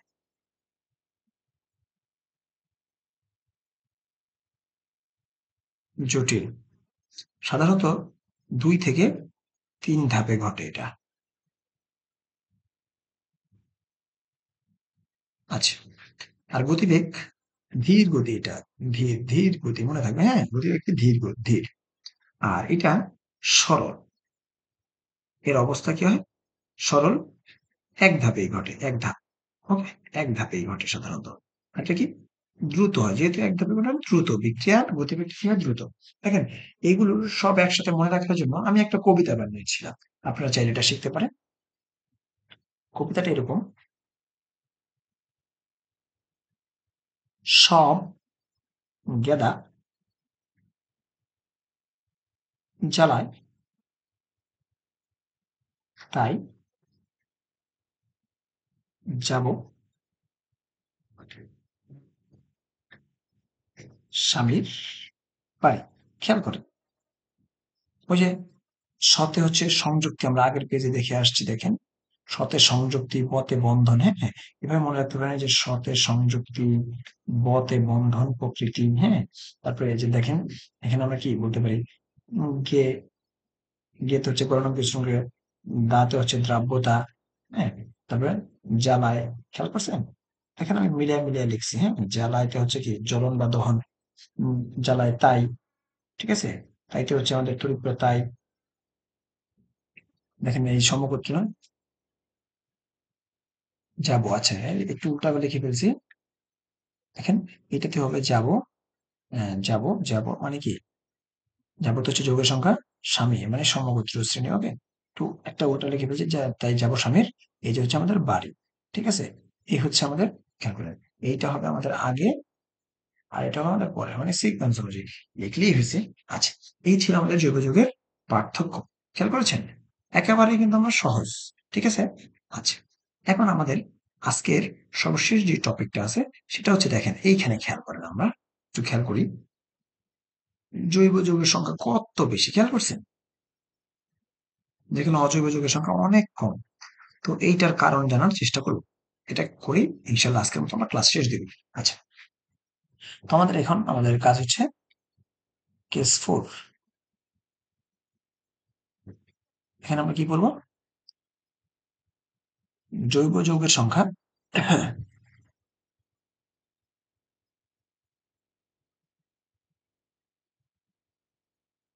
অজৈব যৌগ থেকে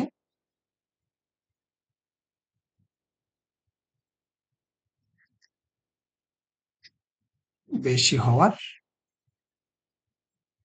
কারণ। মনে রাখবেন, কারণ হচ্ছে ৩টা। কারণ কয়টা?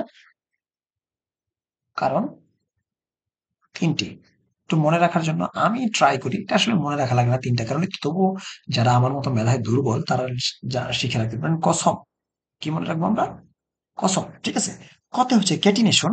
কতে কি আমাদের? ক্যাটিনেশন। ক্যাটিনেশন। আরে ক্যাটিশন লিখে ফেলছি আমি। ক্যাটিনেশন সতে হচ্ছে সমানতা, আর মতে হচ্ছে পলিমারকরণ। পলিমারকরণ। ওকে? এবার আমরা একটা একটা করে নিয়ে আলোচনা করি। চলেন শুরু করি। প্রথমে আমরা ক্যাটিনেশন নিয়ে আলোচনা করি। ক্যাটিনেশন। ক্যাটিনেশন আসলে জিনিসটা কি? ক্যাটিনেশনটা হচ্ছে কার্বন কার্বন নিজেদের মাঝে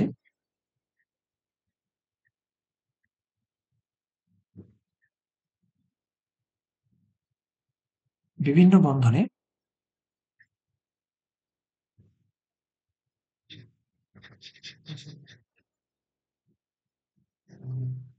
কার্বন কার্বন নিজেদের মাঝে বিভিন্ন বন্ধনে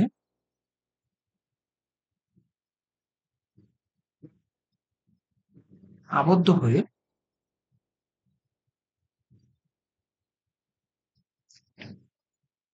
সরল শিকল,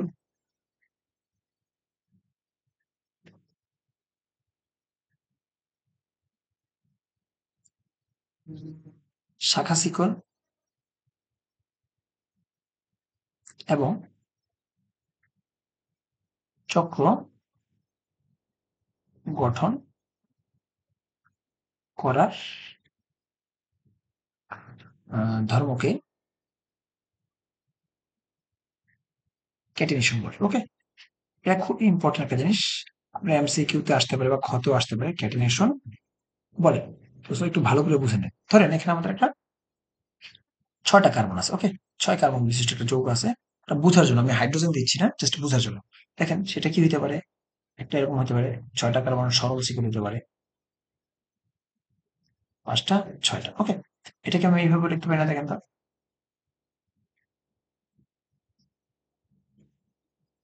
খেয়াল করেন যে শাখা শিকল হয়ে গেছে। দেখেন এটাকে আবার এইভাবে লেখা যায় না?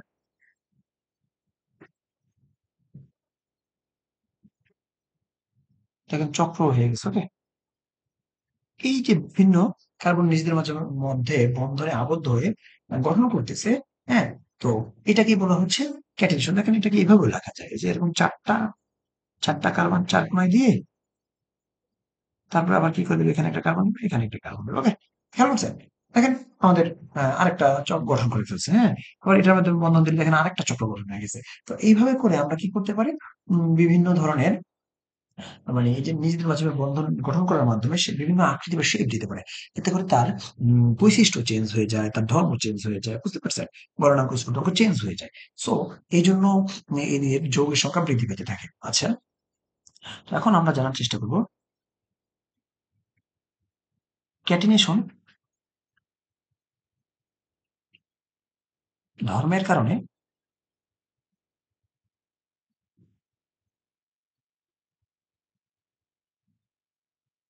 কার্বনের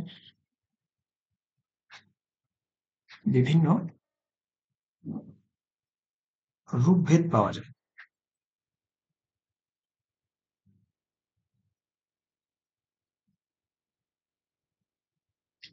যার মাঝে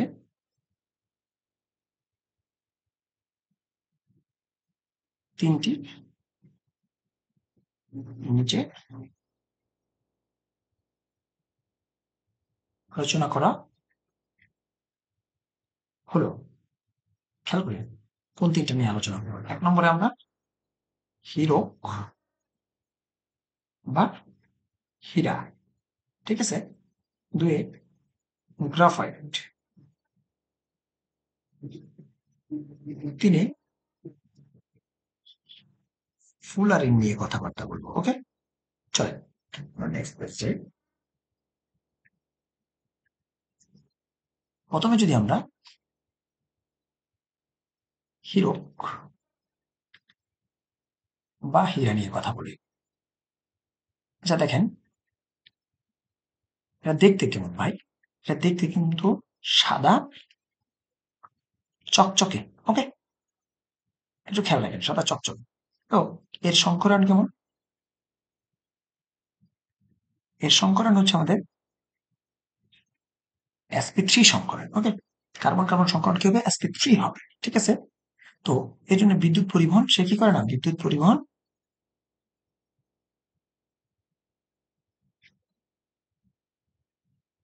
পরিবহন করে না। কেননা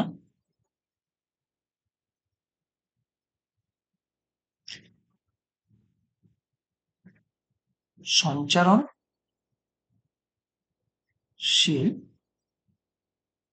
বাই ইলেকট্রন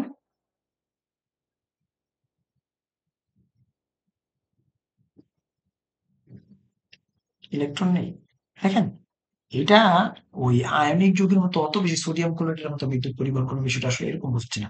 খুব স্লাইটলি বিদ্যুৎ পরিবহন, যেমন আমরা গ্রাফাইটে দেখে থাকি। হ্যাঁ, আচ্ছা,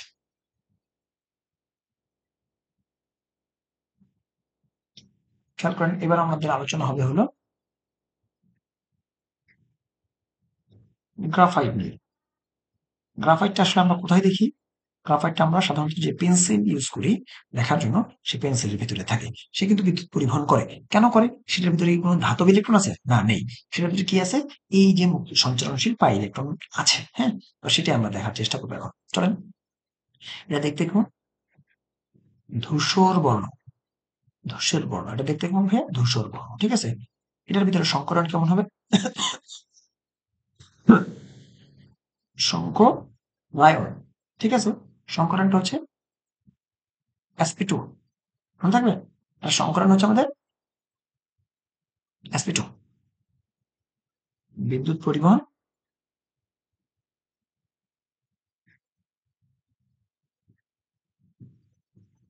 করে। কেননা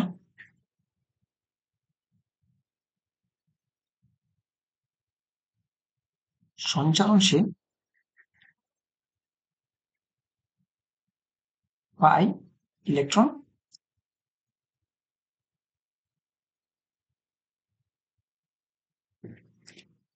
সঞ্চারণশীল পাই ইলেকট্রন বিদ্যমান। ওকে, তারপর দেখেন আমাদের কথাবার্তা এখানে সবচেয়ে ইম্পর্টেন্ট যেটা আসে সেটা নিয়ে আমরা এখন কথা বলবো। সেটা হচ্ছে আমাদের ফুলারিন। হুম, এটা আরো নাম আছে, এটা নাম হচ্ছে ফুলারিন বা বুকমিনিস্টার।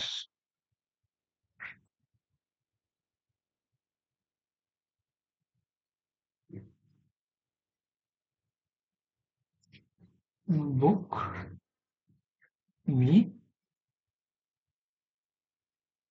মিনিস্টার। ওকে, বুক মিনিস্টার বা আরো নাম আছে বাকি বল। কি বল ভাইয়া? বাকি বল। তিনোটা নামই শিখবেন। হ্যাঁ, এগুলো এমসিকিউর জন্য ইম্পর্টেন্ট।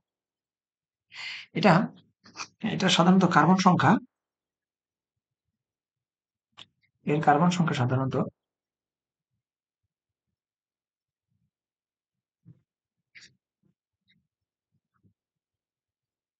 কার্বন সংখ্যা সাধারণত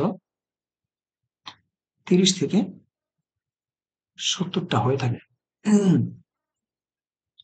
সংকরায়ন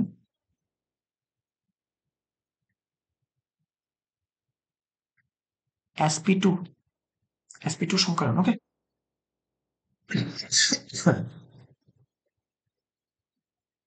কার্বন 60টি হলে দেখতে ফুটবলের মতো। এটা খুবই ইম্পর্টেন্ট, হ্যাঁ, যদি ফুটবলের মতো। ওকে, কার্বন সংখ্যা যদি 60 হয় দেখতে কিসের মতো? ফুটবলের মতো। দেখেন কার্বন সংখ্যা যদি 60 হয় এর ভর কত হবে? ভর হবে হলো আমাদের 12 গুণন 60 ইকুয়াল টু 720। ঠিক আছে, এটা আণবিক ভর আমাদের 720 থাকে। ঠিক আছে, তাহলে দেখেন আমরা ক্যাটেনেশন নিয়ে বা কথাবার্তা বলে ফেললাম। তারপর আমাদের কি নিয়ে পড়তে হবে? সমানুতা। খেয়াল করেন, এটা তো সহজ একটা জিনিস, আপনারা 19ও পড়েছেন। আণবিক সংকেত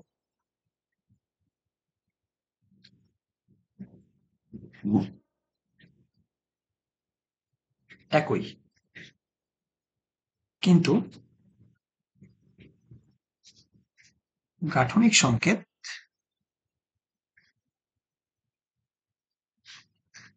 ভিন্ন হওয়ার কারণে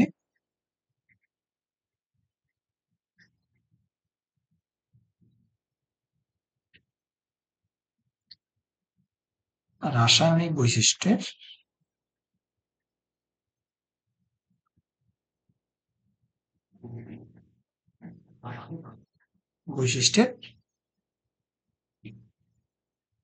পরিবর্তন ঘটে। ওকে, খেয়াল করে দেখেন, আমি এখানে লিখলাম একটা C2H6O, এটা আমাদের আণবিক সংকেত। আণবিক সংকেত এটাকে আমরা এভাবে লিখতে পারি CH3CH2OH। এটার নাম কি আমাদের? ইথানল। পানিতে দ্রবীভূত হয়, পানিতে দ্রবীভূত হয়। দেখেন এখানে যদি আমি লিখি CH3O CH3, এটার নাম কি? যে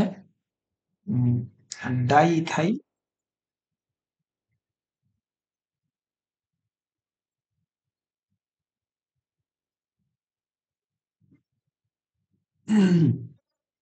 ডাইইথাইল ইথার। আবার অন্য নামও আছে, মিথক্সি মিথেন।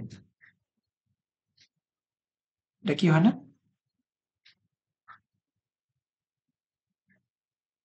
পানিতে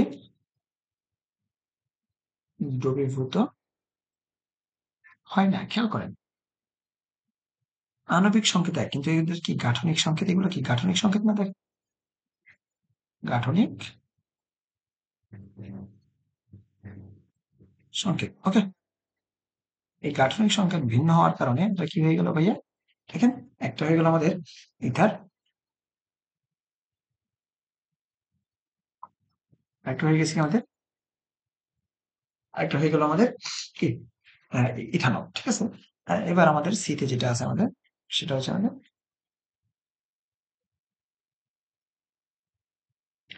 সিতে আমরা পড়ার চেষ্টা করব পলিমার করণ। এটা আসলে জিনিসটা কি? এটা হচ্ছে আমাদের এটা আমরা একটু এই এটাকে সরায় নিই ধরে। হ্যাঁ, পলিমারকরণ জিনিসটা আসলে কি? খেয়াল করেন যে ছোট অণু গুলো যুক্ত হয়ে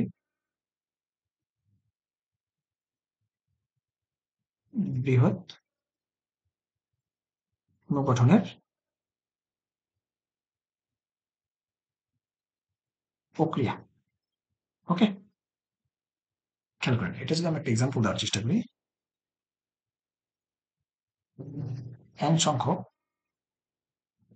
CH2 ডাবল বন্ড CH2, এটার নাম কি?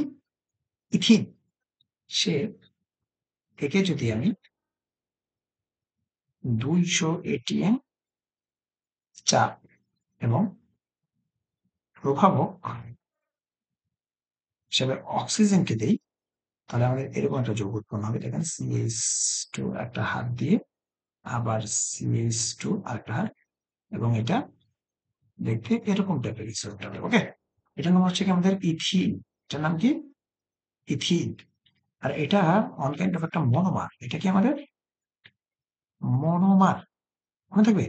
ইথিনটা হচ্ছে এই বিক্রিয়ার মনোমার। আর এটা হচ্ছে কি আমাদের পলিইথিন। এটার নাম কি? পলিইথিন। এটা হচ্ছে আমাদের পলিমার অণু। পলিমার অণু, ঠিক আছে? এই ছিল আমাদের আজকের টপিক। দেখেন আমরা একটু, কারো যদি কোনো জায়গায় বুঝতে সমস্যা হয় সেটা আমাদের ভিডিওর কমেন্ট বক্সে আমাদের জানাবেন। আমাদের ইউটিউব চ্যানেলে এই ভিডিও এবং ফেসবুক পেজ এবং গ্রুপে দেওয়া থাকবে। আমরা আশা করি যে ভিডিওগুলো দেখে উপকৃত হলে আপনার বন্ধু বান্ধবদেরকেও জানিয়ে দিবেন, এবং কোথাও কোনো সমস্যা হলে আমাদেরকে কমেন্ট করে জানাবেন। এবং আমাদের অফলাইন যে ব্যাচ আছে হাবিব ম্যাথমেটিক্যাল ক্লাসরুমে, সেখানে এসেও কোনো পেমেন্ট বিহীনই আপনাদের সমস্যাগুলো সমাধান করে নিতে পারবেন। হ্যাঁ, আপনাদের জন্য এই সুযোগটা উন্মুক্ত থাকুন। চলুন দেখি আমরা একটু সে কি কি পড়লাম আবার একটু রিভাইজ করি, ঠিক আছে? খেয়াল করে দেখেন, প্রথমে আমরা বলেছিলাম জৈব যৌগের পরিচয়, তারপর জৈব যৌগের ইতিহাস। খেয়াল করে দেখেন জৈব যৌগের ইতিহাস সম্বন্ধে আমরা পড়ে ফেলতে পেরেছি। জৈব যৌগ ও অজৈব যৌগের মধ্যে পার্থক্য এবং জৈব যৌগের কি উম, উম, সংখ্যা অজৈব যৌগ থেকে বেশি হওয়ার কারণ। প্রথম থেকে জৈব যৌগের আমরা পরিচয় খেয়াল করেন। আমরা জৈব যৌগের যে পরিচয় কাকে বলে, ঠিক আছে? প্রিভিয়াস দেখি। এই যে দেখেন জৈব যৌগের পরিচয় আমরা শুরু করেছি, সেখানে জৈব যৌগের সংখ্যাটা আমরা দিয়েছি। হ্যাঁ, নেক্সট দেখি। ভিডিওটা বড় হয়ে যাবে, তো তাই আমরা একটু তাড়াতাড়ি দেখার চেষ্টা করবো। হ্যাঁ, জৈব যৌগের পরিচয় সবগুলো উদাহরণ দিয়ে দেখেছি আমরা। সবগুলো দেখার পর তারপর আমরা জৈব যৌগের ইতিহাস শুরু করেছি, কয়েকটা বিজ্ঞানের ইতিহাস নিয়ে কথাবার্তা বলেছি, ঠিক আছে?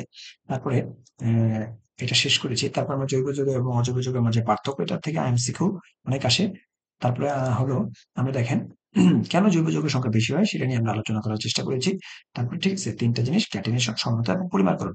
এই ছিল আমাদের আজকের দিনের আলোচনা। হুম। তো ইনশাল্লাহ আমাদের আপনাদের সাথে আবার নেক্সট কোনো দিন দেখা হবে। এবং অতি শীঘ্রই দেখা হবে ইনশাআল্লাহ।